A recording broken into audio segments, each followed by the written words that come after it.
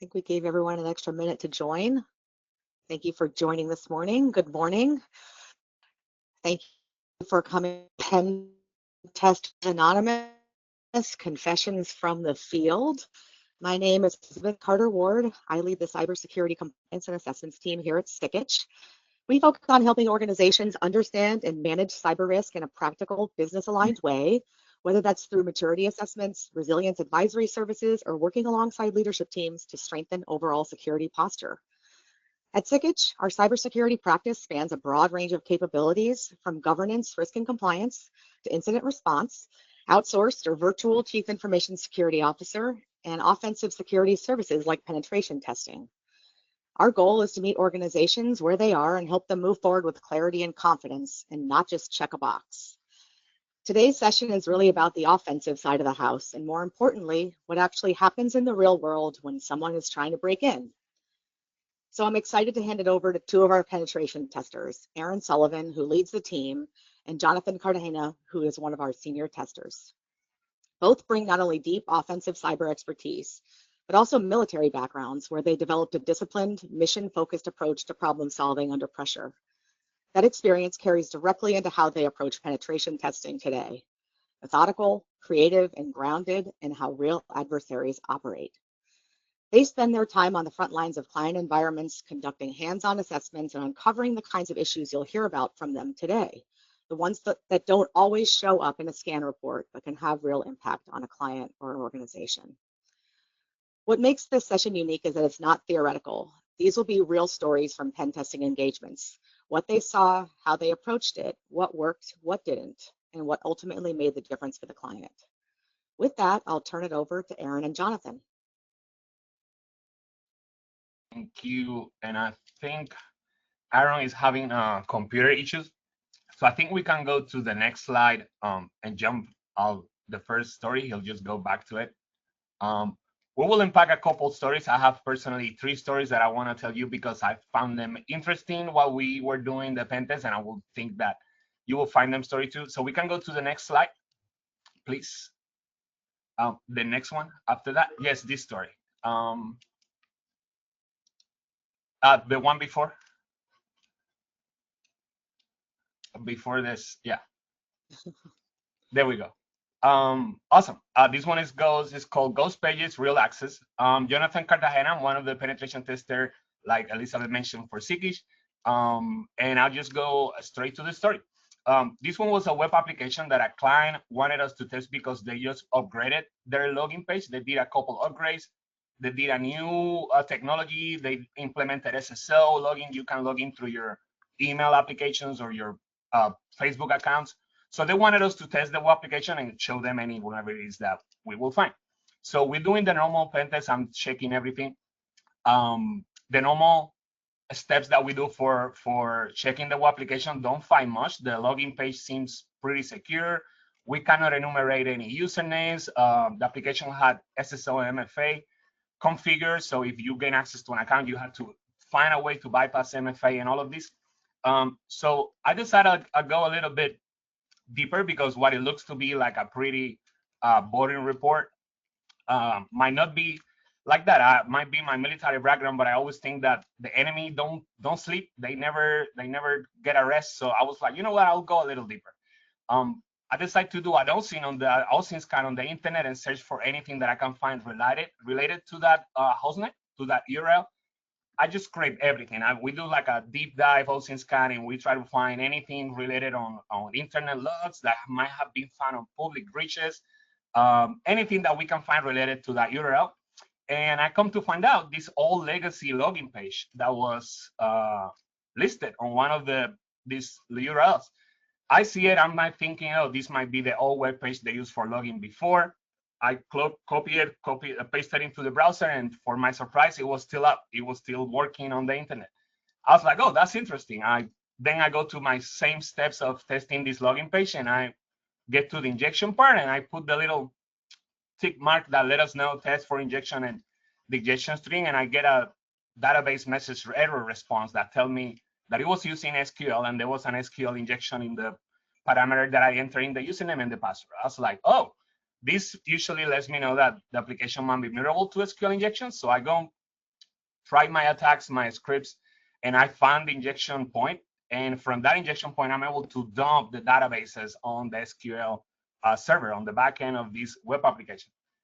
So I dump the database, and usually you find 1-2 databases related to the web application or what the application service is. But when I dump this SQL server, I see 20 databases listed there. Immediately dump the contents of the databases. They had bank account numbers because this web application was for like managing certain kind of like loan and bank information. They had some internal production databases for their employees, authentication. They had other developers and testing programs that were coming up to on the same database. So we double this custom information, tell the client immediately, hey, this is serious. You should take a look at this. And an attacker might be able to, perform remote code execution. If the server was running with elevated privileges, we can also check that. So we get with the client. They wanted us to check if we can get remote code execution. We usually get with them before we try these type of attacks that might bring a server down.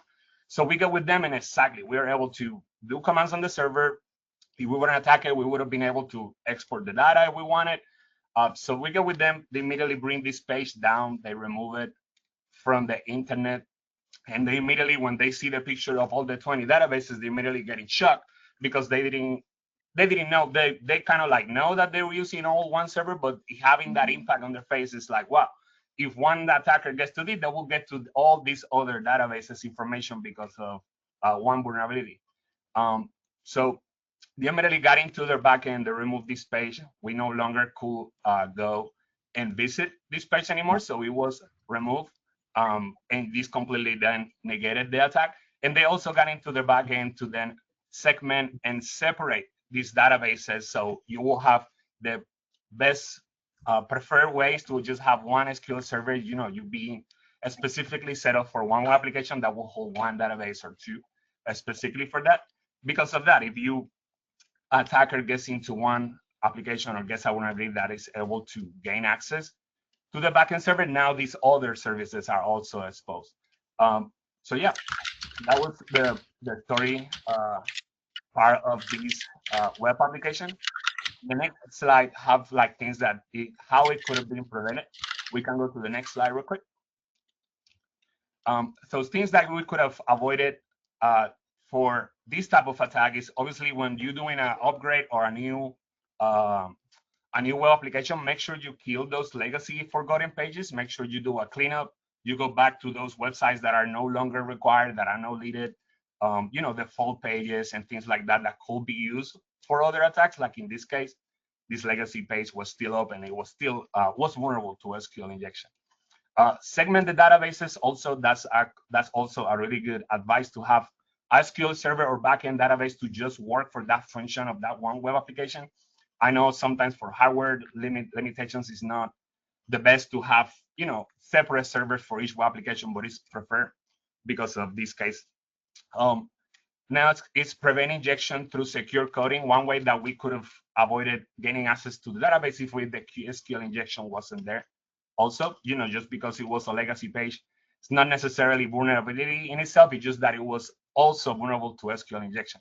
The input from a user, if it's not checked on the back end of the application, because if it's trusted, a user might use the application for intended purposes, but if an attacker gets to it, he will try to use it for malicious purpose, and he will try to inject stuff that is not a normal input from a user. And make decommissioning part of delivery. Like I mentioned, if we bring in a new product, make sure that we clean up these old resources and these old services from the web application so they're not a problem anymore. Yes, does anybody have any questions about the story or would like to ask something about the story before we move on to the next one? Let me see this chat. No, we can move on to the next story if that's good.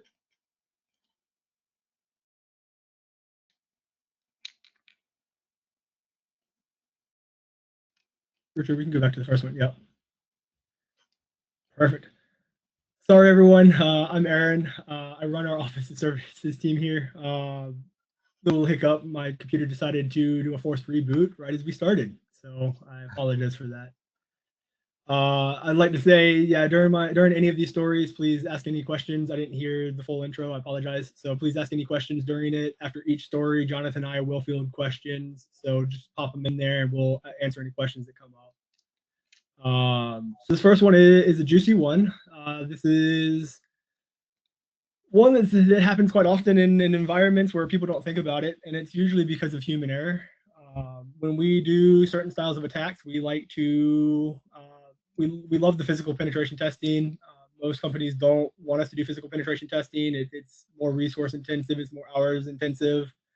But this is typically where we'll find the biggest issues, and it's because it's the human element. When we do these tests, we typically start by joining and typically going out to the organization a couple of days in advance. We do reconnaissance. We see who shows up, when they show up, anything that we need to watch when they're going into their entry. We try to see if they got badges, how their badges work, if we can meet someone on the outside and clone their badge and handle certain issues and aspects that way. So we were doing a penetration test for a pretty large organization, and during this test, we did some reconnaissance. So we knew exactly where we were going for the corporate office. We checked the LinkedIn. We found out that organization was basically inviting all of their interns to show up on the same day. So every intern they had for the summer was showing up that morning at 9 a.m. So we ended up knowing that. We went out and saw it. Our team decided to go out there with 2 testers. They showed up early that morning. They watched who was showing up. When they had the smaller group, it was just one lady that was walking in. She ends up allowing them in for the most part, because what ended up happening was our 2 guys walked past with her. They tailgated her. She immediately stopped them and said, "Hey, you can't do that. You're not allowed to do that. You have to show your badge. You have to do properly." And our guys distracted her. They talked to her for, I want to say, about 15 minutes, just about how their day's going, why they're there. They're new interns. They were showing up early to tour the offices and see what they were trying to do so they could get a early start. After talking to about her and her family for about 15 minutes, she completely forgot about it and said, "Okay, y'all have a great day. I'm going to go get to work now." So at that point, we had 2 testers on the inside of this organization already before most anyone else has shown up. So they have the free reign. They're going through offices, finding computers that are turned on. They're dropping what we call rubber duckies. So they're like little USB devices that they just plug into a computer, and it'll call home. It runs any script that we pre-program it to do. And it typically is impossible to detect because it comes on as a typical keyboard. So it basically uses hotkeys, and it runs anything and everything that we tell it to run on a computer. Easier, they run way better if we can find computers that are not locked at the time or locked or not logged in. A lot easier to run through it. So basically, though, they got a free reign for about an hour and a half walking through this organization, checking computers, dropping malicious payloads on certain systems, and they get caught. One of them gets caught about an hour into it. They ask him, security walks up and approaches him, say, "Hey, what are you doing here? Where's your badge?" And he says, "Hey, I'm here for the internship." They ask, "Hey, how did you get in?" And they said, "Hey, this nice lady let us in this morning. Like, we were just here and they let us in." So they kicked him out. They said, "You have to go sit down at the front gate where everyone else is, and that's when they're going to all show up." And here's where another aspect of the human intelligence comes into it. And as he's sitting there, they're calling the names, they're calling rolls, they're checking people's IDs. They're going through each person's name, and they call a name. They say, "Hey, is Mario here?" And no one raises their hand, and they call it again, and he kind of looks around, and no one says anything. So he raises his hand and goes, "Do you mean Mario?" Kind of like that old Key and Peele skit. It changes the name just a little bit, changes the pronunciation. And the guy, no one likes to call someone by their wrong name or mispronounce their name. And at that point, they didn't question him anymore. He knows his name. We mispronounced it. So they ended up handing him a key card that now says intern on it. So he was re-allowed back in just because they didn't check his ID. And they were checking everyone else's ID, but because he made it awkward, he gave that awkwardness of, "Why are you calling me by a different name?" lot of people don't like awkward situations. They don't handle awkward situations in the best of ways. So realistically, that could have been prevented just by making sure they checked his ID, that it said Mario or Mario, and that he was supposed to be there. So at that point, though, he now has badge access to this entire organization, and anywhere that the interns could go, he was now allowed to go with a badge that said, "I'm permitted to be here. All my paperwork, you know who I am." So we were able to pretty much compromise the entire organization after that with the rest of the malicious dongles and hitting them up. So once they called it, it was pretty big, extensive report because there was quite a few different failures that we got through that just by physical penetration testing, having physical access to the servers. And on our pen testing red team side, we like to say like physical access is 100% time you're going to get root. If you have access to the device, you're going to get access to the organization. You're going to get access in if you have that physical device barrier. So with that, do we have any questions? While we wait for any questions, I can go over just a couple spots where that could have been prevented. The initial lady knew that she knew their SOP, their standards of operating procedures.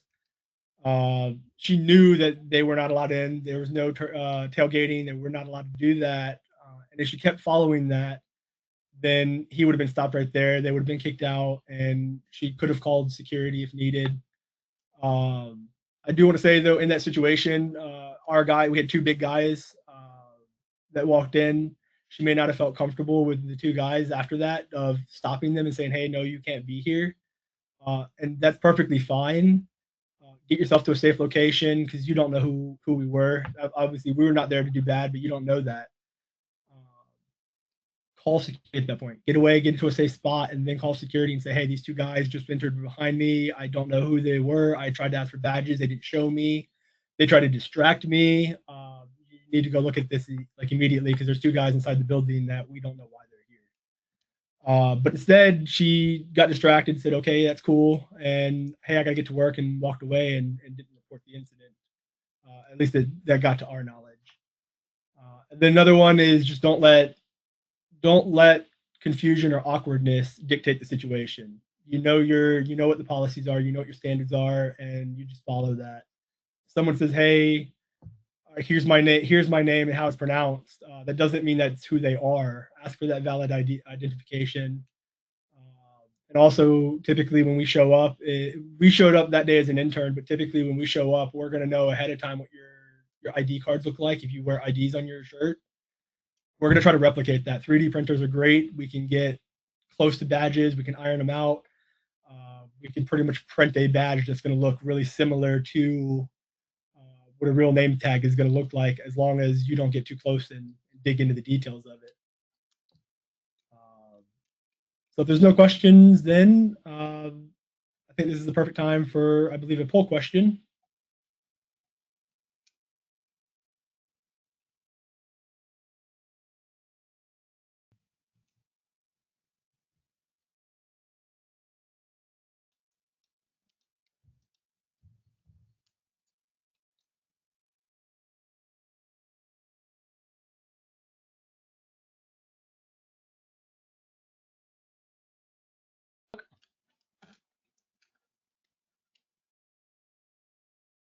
That's too narrow.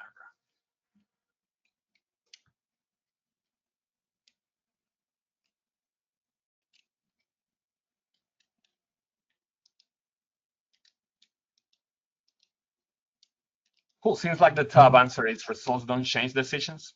I think that's the winner for this poll.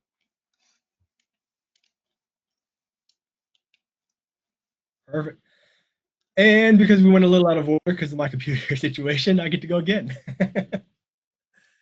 So this one was another social engineering experience. This wasn't a physical on-site penetration test. This was basically they wanted us to call customer services. We got a question in. Let me go ahead and take that one really fast before we jump too deep into this next one. So the question that came in is, do you coordinate with physical security teams or anyone on facilities team to test active shooters while doing your physical penetration test? We have not. That typically is outside the realm of what a penetration test would be.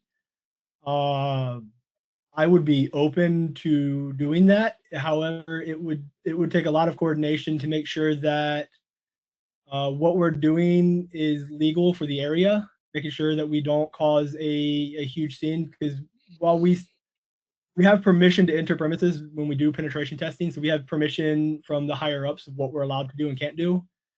When you get into active shooter exercises, there's a lot of mass hysteria that could come into it, which no matter who gives us permission, could be deemed as illegal activity still. So we would have to look into that one a little bit deeper. Elizabeth, do you have anything for that? Yeah, actually, I jumped off mute here because I've done this in previous roles. So I've done a lot of active shooter training. And a lot of times, obviously, you have to make sure that it's not a surprise like this would be, like where we're actually trying to sneak in somewhere. This would be a situation where we would plan something in advance and we would actually practice not the active shooter piece of it, but the sheltering in place piece of it, the communications piece of it, making sure that people know where they're supposed to go, how they're supposed to account for everybody, and then who they're supposed to communicate with when something like this happens. So we do these types of trainings, and obviously there is an intersection between physical and cybersecurity that we can't ignore, because certainly our adversaries do not ignore that. They don't say, oh, I'm just a cyber person, I don't do physical security, or I'm just the physical security guy, I don't understand anything about computers. That's not who we're up against. So then we have to be good enough to be able to close those gaps between the two disciplines. So yes, we do work with physical security teams, and we have many of us have done these types of projects in the past. So we definitely can do that. Perfect. We'll jump into the next story. So yeah, so is this one, there wasn't a lot of pre-reconnaissance that was needed for this one. This one, basically, the client hired us to check their call center, their customer support call center, to make sure that their customer support representatives were following what their standard operating procedures were. So one of the things we called in, we found that basically we looked up customer accounts by checking Google reviews. Most places have pretty scathing reviews against them, no matter who they are. No matter, you could be the best company in the world, there's always going to be someone that's complaining. So we went to Google, we checked out the Google reviews on the company, the organization, and found a whole bunch of people. Those reviews are always tied to customers' names, potentially. Then we can look up customers to find out where they're from, what they do, how they talk, and try to then impersonate those customers to gain access into customer accounts, because that was what our customer was really afraid of, was allowing someone access to an account that shouldn't have access to it. So on this one, they did a lot what they were supposed to, but they did a lot that they were not supposed to. So we called in and we pretended to be these different customers of their accounts, that, hey, we don't have our numbers. Can you look us up by date of birth? Can you look us up by our name, our potential address? A lot of that information is public knowledge if you know where to look. So we can find customers' information that we could use to help validate some of this information. One thing that we can't find is typically that 4-digit number that, hey, what's your support pin? How are you going to get us a support pin? So our guy called in and basically said, hey, I'm Joe Schmo, I can't get access to my account. And they asked, hey, what's your support pin? And he gave them a random 4-digit number because we don't know it. And the first representative said, hey, that's not correct. He tried again. They allowed him to try it 3 times. So he tried that second time. And the lady was like, hey, you got the last digit correct.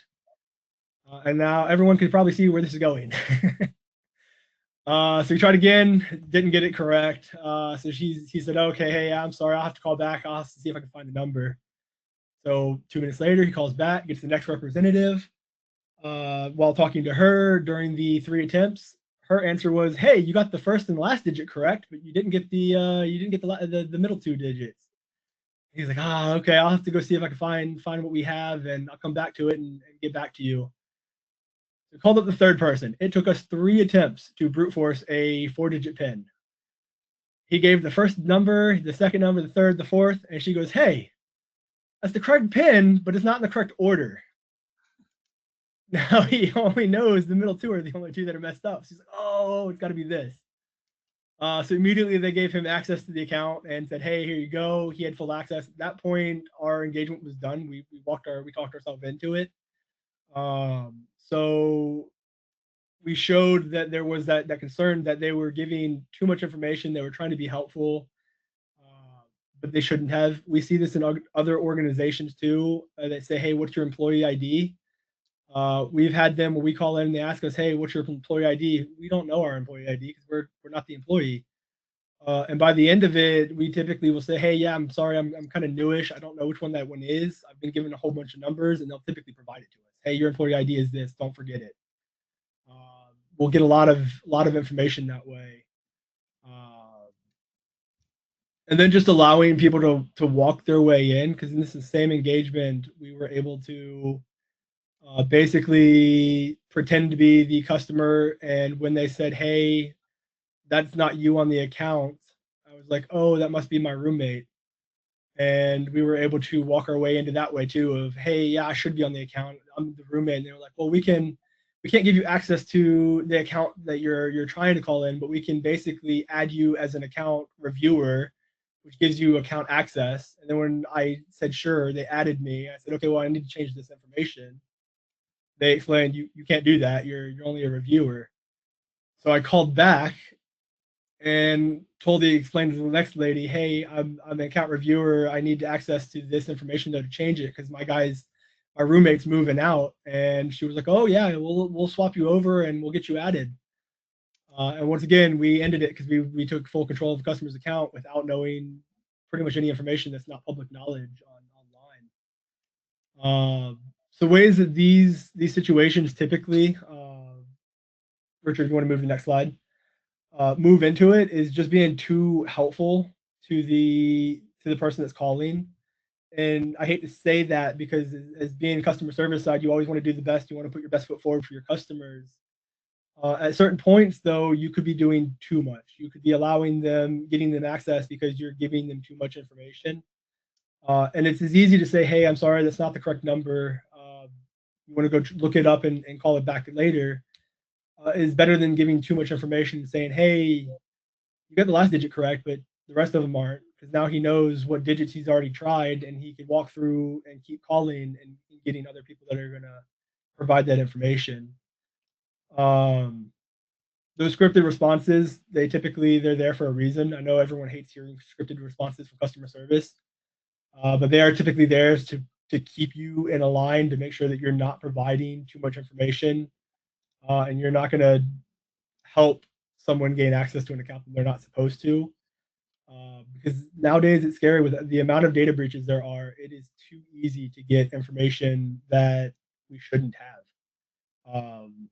And we get access to that information. It's all over the internet. If we know a name, we can start finding people. We can backtrack their address. We can find purchase history for anything for customers, especially for like housing purchases, stuff like that. Big purchases typically have some type of information that's been leaked. Any questions about that one so far?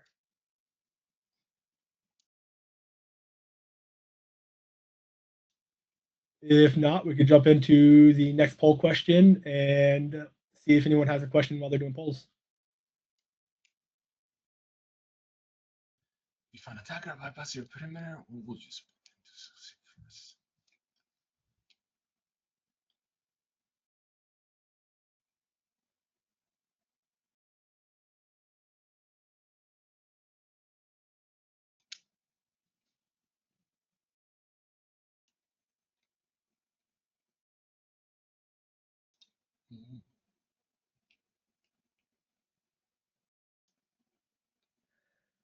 So while we're still going and getting more in, I do want to address this one before we end or after we end the vote. What, me? I'll address it. I got something for you that just hit. So in that, the votes were kind of scattered. One one person put in that their biggest fear was third-party integrations. That is actually a big one. Just recently, I believe it was yesterday or the day before, huge third-party supply chain attack hit for a very popular web browser integration, Axios. It's big. It's got thousands of downloads a week. I don't know the exact numbers. Someone else on our on my team was telling me about it earlier. I haven't gotten to read too deep into it, but it's pretty impactful. They basically got a backdoor into it, and it's pretty much assumed you're compromised if you were running that version of Axios. That's not something we would typically see inside of a pen test. We do look up for software and dependencies that are outdated. And if we see something that we know has that vulnerability, but it's not something we'd see ahead of time of it. But that's also why having good third-party trust and making sure that you're controlling what's coming in and out of your code base is very big. Go ahead, Jonathan. Back to you. Yeah. This next story is about internal network pen test. For internal network pen test, we provide the client either a laptop or a VM or a machine that they either connect to their network, and once they bring up, we connect to this machine, and we start from an internal perspective of an attacker with no credentials, and we just try to elevate our privileges, gain access to the domain or gain access to any server, and then go from there and see what we can find as far as the internal network. So we're doing this test for a city. This is a county client, and we're doing internal tests, and we start as we normally try to capture legacy name resolution traffic in the network. This is usually out of our first ways in on internal networks when we try to capture hatches that are going in the network because of legacy name resolution, like NetBIOS, multicast DNS, or link local multicast name resolution. These networks are going this traffic is going in the network. We are able to capture these hatches, and we try to crack them offline. If a user is using like a weak password, we are able to crack it and gain access to that account. So we started an internal test, and we did the normal trying to capture hatches in credentials. And I found one account. I was able to crack that account, gain access to that account. Then after we gain access to one account in the domain, we try to see what this account got access now, what we can reach, or this account have administrator access on some machines.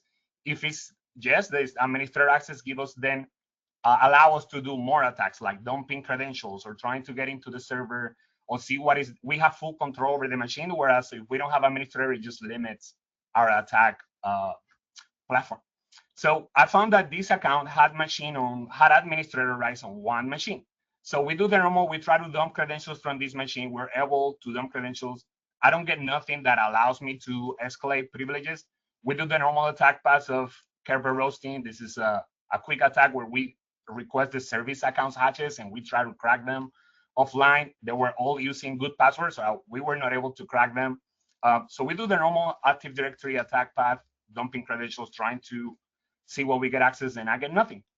So what I move on next is to try to this machine that this account got administrated. I try to see maybe I can find a file there that can help me out or something that I can use to escalate these privileges.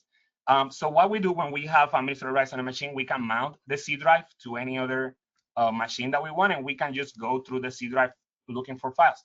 So I go through the normal user directory, I check their desktop, their documents. Everything seems good there, nothing interesting there. But I see that the user got a OneDrive directory, OneDrive folder in their user directory. OneDrive is usually is a service from Microsoft that will back up files to your machine from the cloud. It will save them for you to access them anywhere.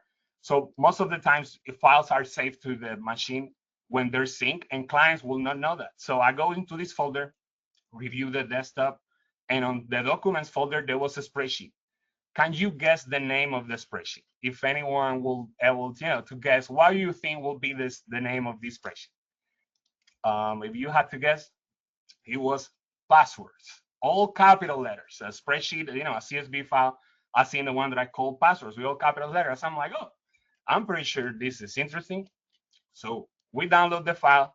I open it, and I see the passwords for everything. It looked like an export of password manager, like a LastPass or anything like that, because he had all the categories for devices, services for the city, personal links, accounts, all the different categories with a description, the link and the account, and with the password right there in the spreadsheet unprotected. So when I see that I have administrator access, I have domain admin accounts, I have SSH credentials for routers, firewalls, Cisco devices for the whole county, the whole city. All the third-party services that were even out of scope, we don't mess with any of that. That is obviously out of scope. We don't touch it. Personal accounts. So we immediately tell the client we're able to use those credentials to escalate our privileges and gain domain administrator rights. We dump the whole domain controller. We gain access to the whole network. We pretty much have move on to any device that we want because we have the credentials for each device with their IP address on this spreadsheet. Interesting is when we tell the client, they go to immediately remove this file, they delete it, and the next day they call me client. The client called me with the employee on the phone because they wanted to know how I got to this file. And I was like, oh, well, it was on, where I explained him the process. But the client wants to make sure because he thinks I did some black magic because he claimed that this file was on a separate external hard drive that he had. And this hard drive was at his house while we were doing the pen test. So he was wondering how did I get to this spreadsheet if it wasn't even on the machine? Like he swore that he had it on an external hard drive as his home and he didn't even have it with him while we were doing the pen test. I was like, oh, this is something that happens a lot. Clients will not realize that sometimes when you open a file, even at some point, if you sync the directory of your hard drive to your machine, or maybe you saved it at one point, even if it's not in your normal folders and directory, it will keep a physical copy on your OneDrive folder because maybe it got synced at one point, or maybe it got saved or moved, backed up to the OneDrive when the client didn't know about it. So because of this file was still on that machine and it was still called passwords, it was still unprotected, and it had the plaintext credentials for the whole kingdom, pretty much. So if we go to the next step, obviously, this is something that can get, to the next slide, sorry. We can get, they can get blocked by first using a strong password. We're not able to, crack that first account. We were not able to find this file. Obviously, map how endpoints and Drive Cloud sync overlap. Sometimes organizations will have that. Maybe they will automatically back up files when they plug in an external drive to their documents. Depending on their settings and configurations, these files might be saved to their documents and they might not be protected with encryption if there's no encryption on the file. So obviously that's a good one. Restrict sensitive files and removable media. That's what using a password on these spreadsheets. Obviously, the best thing to do is to not have these plain text passwords on a spreadsheet. But if you need them, of course, because we know that it's crazy to remember 100 passwords, at least have it encrypted too. Use a strong password to it. If I would have got it and it had a credential password to it, I would have opened it and would see that prompt. I would have had to try to crack that hash, go through the process of trying to get access to the spreadsheet. It would have probably take me longer. I would probably not be able to crack the hash if it was using a strong credential. And I would have not been able to find that, that access. And also assume isolation is false until the path is proven. Like the client swear that that spreadsheet wasn't in his machine, but they forgot that the OneDrive folder was a physical path in the server, and it was actually saved there. So they were able to get to this OneDrive. Once we get the client the full path of this file, they were able to see it, find it, and remove it from the system, of course, and make sure they encrypt it from that point forward. Usually when we get domain administrator on a network or a domain, that usually give us access to everything because this account obviously give a lot of access to services. But it's not a one key for all because sometimes other firewall infrastructure or backup devices will use different credentials for security. And on this spreadsheet was pretty much all of these credentials dumped there. We didn't have to, fight or try to find them anywhere else. We just got handed the keys to everything right there. And that's a good thing that I have found. Sometimes clients, they swear that is not removed. It's not the only time that I have found sometimes PDF files or Word documents with plain text passwords inside the OneDrive directory, whereas the normal folder of their computer is usually clean and protected. Any questions about this story? How many password database files do you think you find and can crack versus can crack? Um, is our percentage is usually, it varies. I will say kind of like sometimes 40 something percent we can crack stuff, on accounts, on domains, um, depending on how easy the password is. Sometimes because the password is long, don't necessarily means it's a good credential, because you might be using 15 password, 15 character word that is just password. Um, so I will say it's like a high percentage of 40 something of the times that we find hatches and we're able to crack them, or crack some hash to use that as our way in. And this question from the audience, I got another question here. In this particular story, did this organization have EDR and a SOC SIM? Should we expect EDR to stop this type of attack, or at the very least stop part of it? Like the things that give you access to our user account in the first place, obviously the password associated is a user problem. Yes, they did have a system. Usually this system, when we do some of the attacks, some of these alerts are sent as a medium or a low, because of the things that we're doing there might not be as flagged as critical, like they're trying to capture poisoning hatches. It will show up as a medium alert, poisoning traffic in the network. And they usually ask us if this is part of our test. We let them know that this is part of the test. And sometimes we continue with the attack. At that point, we like to include in the report that we were alerted, we were caught doing the attack. So that would have been like a stop there. If they see that attack, they will move on to the next step in their procedures on stopping, disabling the system, making sure that quarantine and cannot affect anything else. So they did have a system, and they did detect us doing this first portion of the attack. And then the next detection was when we use the credentials. When we use credentials in the system, that sends an alert if it's used with a malicious program, like the one that we try to use while we're doing the test. And it will send them an alert that this account was used in a not a normal manner. And it will let them know that this account is being used maliciously. So they will go on and block the account, disable it, and all that. But we continue because of the test. So obviously those two things would have got caught and would have, protected the next path. But then the spreadsheet there, it was obviously a user endpoint issue at that point. Hope that answer the questions. And then the last question is, what's your recommended approach to immutable or air gap backups? That's obviously we try to recommend to keep the backups outside of the network. That's our first recommendation. Once we get domain admin, we try to get access to these high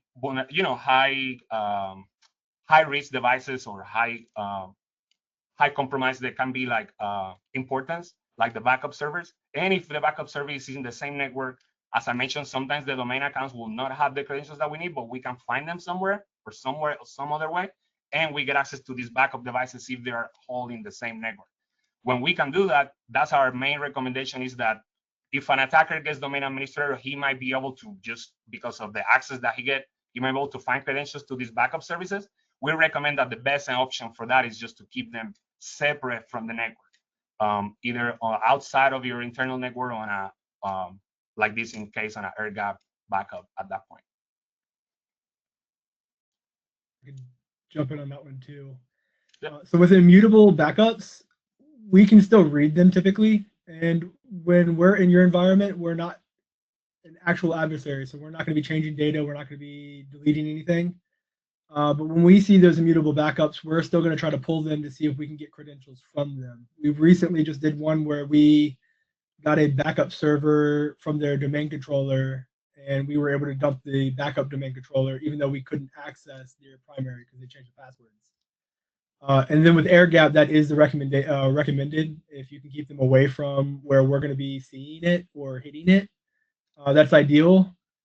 Unfortunately, when you do that, you still have to connect the systems in order to perform the backing up operations. So if we're on the network when you're doing that and we can see it, we could still potentially get access to it during that small time frame.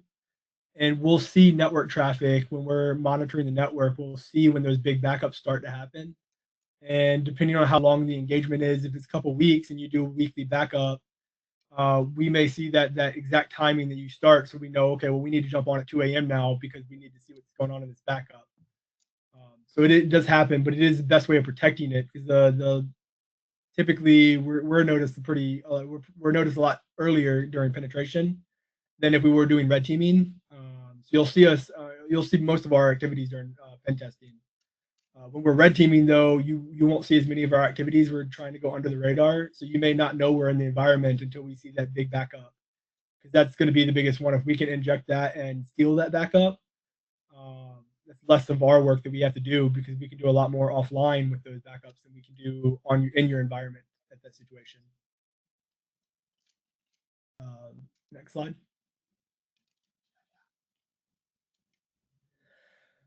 The last one from my stories. This one is going to be another social engineering one, but this one has takes from their external, and I'll walk through basically how we used it externally and used it internally in their environment. This one starts with me. It's going to jump over to Jonathan during the conversation, and it's going to jump back to me for the second part of it, for the third part of it. So this one, like I said, we do our reconnaissance. One thing that we like to do in any of our attacks or simulations, we look up breach credentials against the organization. So we'll run your domain name, whether it's Google or whoever, Microsoft, we'll run it. We'll see which one of your google.com email addresses pop up. And if those emails have been used in other breaches. So they sign up for any other account, that account gets compromised, those credentials get leaked. If you're reusing those credentials in your environment, that's a huge risk for your organization. So as we're doing this, we look that stuff up. We get all of the information from all these different databases.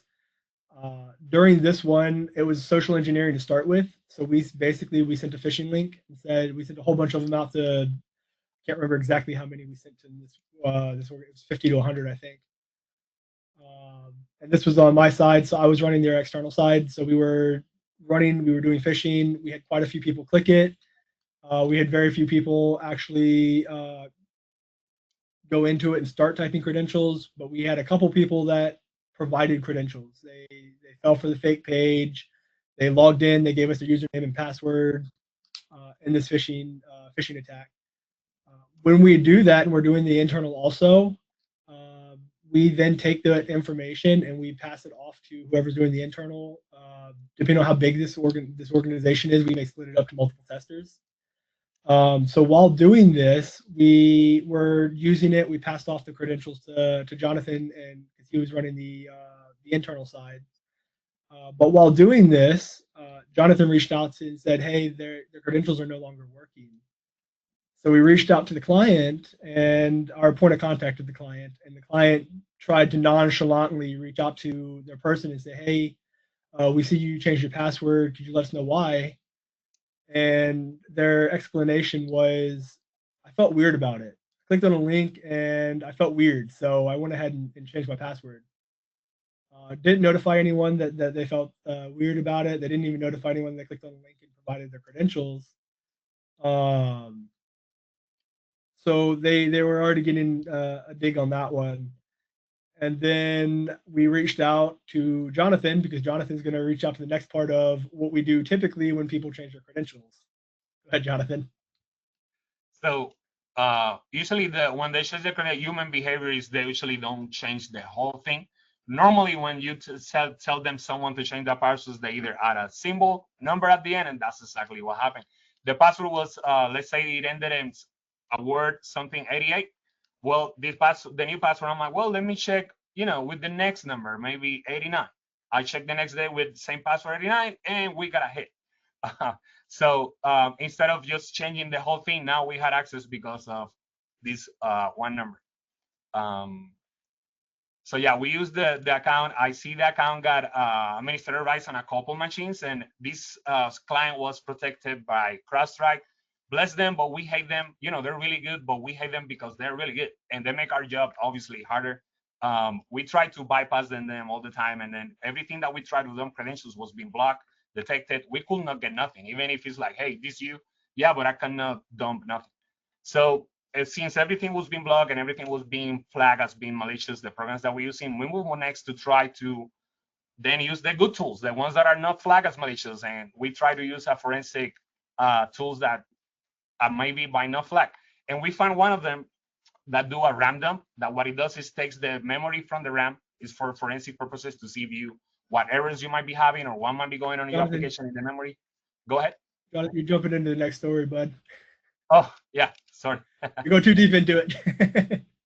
Pre-gaming it. Yeah. So once Jonathan got it and he got his access again into their internal, we were able to use that, as Jonathan said. But this customer also, they wanted several different social engineering experiments. So we jumped back in on the external side. And the very next thing we did, because now we know we have that extra information of why she changed the password. It was detected. They sent out a notice that, hey, this was an attack. Please don't click on the links. After so many people reported it for phishing, we then called these people. So we had access to their internal organization. So we got all their phone numbers. So we called them and said, hey, we're from so-and-so company. We've been hired as an incident response company. We're looking through the logs. We see that your system is actually throwing some malicious code around. Can you help us out? We need to get access to your system. And bless this lady. She's already been compromised twice in our engagement. She then reaches and lets us connect to her system and gives us full access to her computer for, it was close to about an hour, 45 minutes to an hour, where we had full reign. Our guy that was talking to her just kept talking to her about, hey, how's your day going? Yeah, this is going to take a little while. I apologize. I know it's tough. It happens to everyone. Don't feel bad. And basically just finding more about her. And I will say the social engineering side of it is a lot harder for a lot of pen testers. A lot of them are really good with the computer side and the hacking side, and a lot of them can struggle with the human side of it. So it does take a special person in order to be able to keep the ruse going, especially for an hour long. It's extremely hard to keep someone talking for an hour just to see how far you can take it.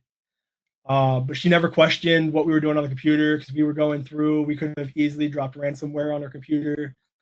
We could have pulled whatever files we want, because as Jonathan said, she had administrator access to several systems. So with that access, and now we're on her computer remotely controlling it, we had plenty of access.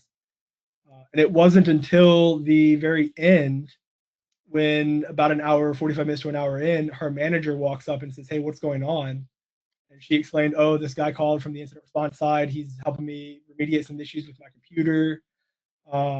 Can you please help, basically? And the boss got on the phone and said, hey, who is this? I don't know who you are. Why are you calling? Okay, I'm going to go validate that. And she basically unplugged the computer and severed our connection right there. So the boss did exactly what she should have, but this other lady let us in 3 different times. So the big one is with this situation, some of the remediation that could have happened. As Jonathan said, don't if you feel compromised, don't change your password to just increasing an increment, adding a special character. We check for that. We check for a lot of different patterns that you're going to check. If we see a password, we're going to check different patterns. Another side, if you feel compromised, report that immediately to your team. Hey, I clicked on a link. I typed in some information. We need to handle this and look into this. That's going to go farther than if you try to hide it and basically not report it to your company, because it's going to look really bad when you answer that question and say, hey, I felt that was compromised, so I changed it. And then you find out that, okay, well, you felt compromised. Why did you change your password and increase it by 1? You should have changed it to a completely different password, something that's not recognizable as the same password. And then lastly, trust but verify. Always confirm. If you get a call and say, hey, we're so-and-so from something, and you don't have an email from higher ups, even then question it. Hey, yeah, I need to call and find someone on our team that can validate your story of what you're doing. One of our biggest success rates is we'll throw a huge malicious phishing attack against an organization that you're just going to look at and go, yeah, that's phishing. Like all day long, that's phishing. And we're going to follow it up a couple days later with another email that says, hey, congratulations for not falling for our phishing attack. Here is a $25 Amazon gift card, and go through with it. You would be surprised at how many people will click and register their data when they think they're getting a free gift card afterwards. And all we're going to do is change the domain. So it looks more like your domain is sending that second one compared to the starting one. So we got a couple questions here. So the first one is, during your pen testing, how often do you review VPN access, SSL VPN usage? Notorious, we check it every time. That's one of the big ones that we check for those known breached credentials. We check to see if it's possible that any of those credentials are in use, because that is one of the biggest threat actor accesses you mentioned. They love to get in through that initial vector of there's no MFA on your VPN. We've now gotten VPN access. So we do check for that every single time. I have also found that they might have VPN, MFA enforced on their VPN, but sometimes I have found accounts that once I'm able to find credentials, I test them on the outside VPN external. They don't have the MFA device set up. So if they don't have the MFA device set up, anyone can have with the credentials set up with their new phone. The attacker could actually take over the MFA configuration at that point and just gain access the same way because of maybe forgotten accounts or yeah, like all accounts that are no longer being used and they have never set up the device. And the next question is basically, what are 3 firewalls that are easy to get into? I would say none of them, and I would say all of them. It really depends on the person that's behind it that's configured it. I wouldn't say there's a better brand than any other one, as long as you've properly implemented it and you've gotten your security rules in place. That's the biggest part. All of them, they pretty much do almost the exact same thing. Some of them have better rules in certain areas than others, but besides, it's really hard to recommend a specific one. I know we're running kind of close on time, so Jonathan started the next one, but sorry, Jonathan, this one's got to be real quick. Yeah, I'll just go like next slide real quick, and I'll just go straight to the point. So from the same client, we were doing the same internal test. What we mentioned, I found the account, and what we use is a random program. It's a program for forensics that just grabs the RAM memory at the moment that we run it, and we're able to make a physical copy of the memory, save it into our local drive, and then go through that memory to try to obtain credentials. I tried to get the program, run it, it bypassed, it ran perfectly fine. It made a copy of the RAM fine. And from the RAM memory, we were able to dump credentials of a service account. We used that service account to move to name other machines. And I was trying to find a domain admin that had credentials anywhere because they all have different accounts for their employees. Their employees will have the normal account and also their administrator account separate. And the administrators don't have any session anywhere that I could use. So what I end up searching next is the service account that had DC sync rights with the domain controller. These are accounts that can replicate the domain controller if they need to, which we can use for dumping all the credentials. So me jumping from dumping RAM memory from one device to the other, finding these service accounts till I found the one I needed. I dump it, tell the client that we were able to gain domain administrator in the device. They're completely impressed on how, because their accounts are all protected. They have their domain admins not using stations. They're having the protected groups, so they don't get compromised.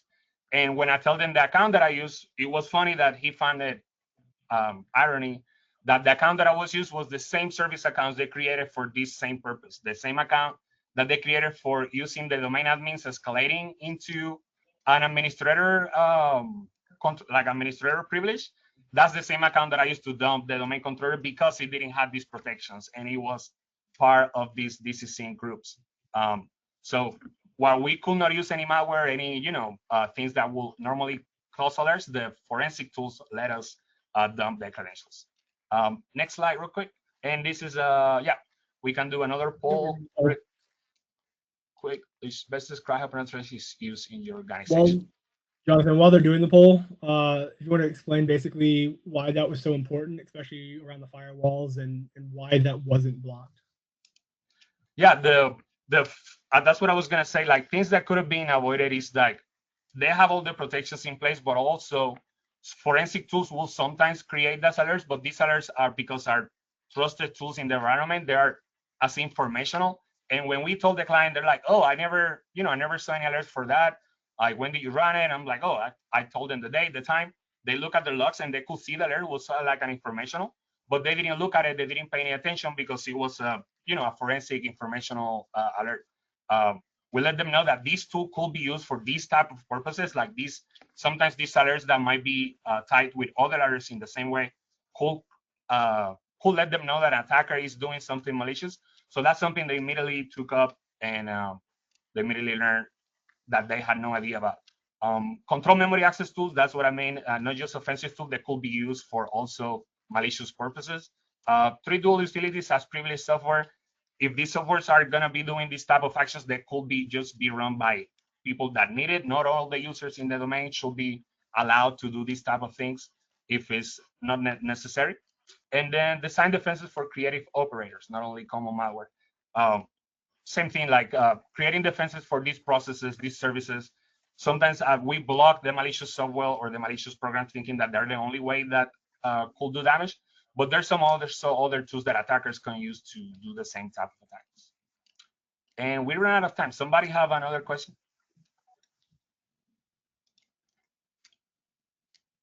If you have questions and we can't get to it during the call, you can always reach out to us or ask questions in here, and we'll try to respond back to anyone with an answer. We can jump to the closing slide. So one of the final slots that we just want to quickly mention basically is we hear a lot with the AI side right now. AI is so powerful. It's doing tremendous things right now in the environment. But if you ask any of the companies that are doing AI pen testing, none of them handle the social aspect side. None of them can handle the thought process that's needed to make those calls, those conversations. So here we use AI tools, not in every pen test. Typically, we use automated tools for a lot of it, and then we manually review everything and perform our physical penetration testing side. We actually do the testing, the penetration side. But as finding those paths, not everything can, especially the AIs, can't handle it. So if there are any questions or anything like that, I believe we are good, and we have maybe a summary slide or summary question poll. Oh, next slide. No.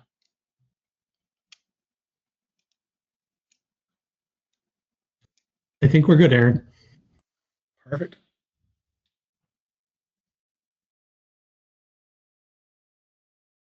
Thanks everyone for participating and showing up. It's great seeing a lot of the names that signed up for this. And if you got any questions, please reach out.